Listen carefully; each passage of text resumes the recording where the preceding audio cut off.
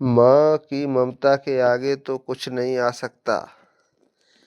जिसने हमारा खून का रिश्ता होता है उसके आगे तो और कोई नहीं आ सकता। इस दुनिया में माता पिता का स्थान और कोई नहीं ले सकता है। ये कहानी खून का रिश्ता भी उसी के बारे में है। एक 7 साल के बच्चे की माँ का एक गंभीर बीमारी के कारण मौत हो जाती है। कुछ समय के बाद उस बच्ची के पिता अपने बच्चे को माँ का प्यार मिले ये सोचकर एक दूसरी शादी कर लेते हैं। एक दिन पिता मन ही मन सोच रहे थे कि क्या मेरा बच्चा अपनी माँ से बहुत खुश हो तो है ना?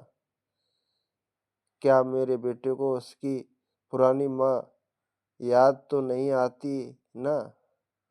मेरे बच्चे को नई माँ और पुरानी माँ में क्या फ़र्क लगता होगा? वो अपने बच्चे को अपने पास बुलाते हैं। पिता अपने बेटे से पूछते हैं कि तुझे तेरी नई माँ और पुरानी माँ में क्या फ़र्क लगता है? बच्चा अपने पिता को बहुत ही धीमी आवाज़ में कहता है कि मेरी पुरानी माँ झूठी थी और ये नई माँ सच बोलती है। बच्चे का जवाब सुनकर उसके पिता हक्के बक्के रह गए। पिता ने बच्चे से पूछा कि जिस माँ ने तुझे जन्म दिया और पाल पोषण कर के इतना बड़ा किया, वह माँ तुझे झूठी और ये कल की आई हुई औरत तुझे सच्ची कैसे लगती है? बच्चा बोला, मेरी पुरानी माँ मुझे हमेशा कहती थी, अगर तू मस्ती करेगा तो मैं तुझे खाना नहीं दूंगी। मैं फिर भी खूब मस्ती करता था।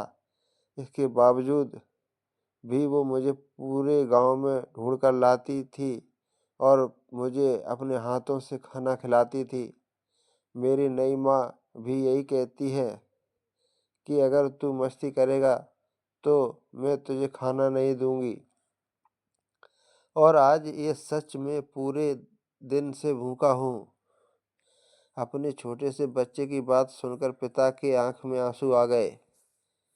इसके बाद से पिता खुद ही अपने बेटे की देखभाल करने लगे।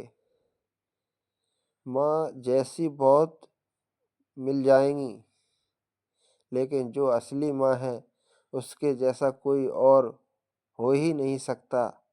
इसलिए ही हमेशा यही प्रार्थना कीजिए कि भगवान हमारे माता पिता को हमेशा खुश और स्वस्थ रखें। मंदिर में जाकर भगवान को पूजने से पहले अपने माता पिता को जरूर पूजें। असली माँ का स्थान और कोई नहीं ले सकता, चाहे वो कितनी भी कोशिश करे क्यों ना कर ले। माँ तो माँ होती है और हमारे खून के रिश्ते की बराबरी कोई नहीं कर सकता। आपके क्या विचार हैं इस इसके बारे में मुझे कमेंट में ज़रूर बताना। अगर आप यह कहानी आपको अच्छी लगी हो तो हमारे चैनल को लाइक शेयर सब्सक्राइब ज़रूर कर दें। धन्यवाद।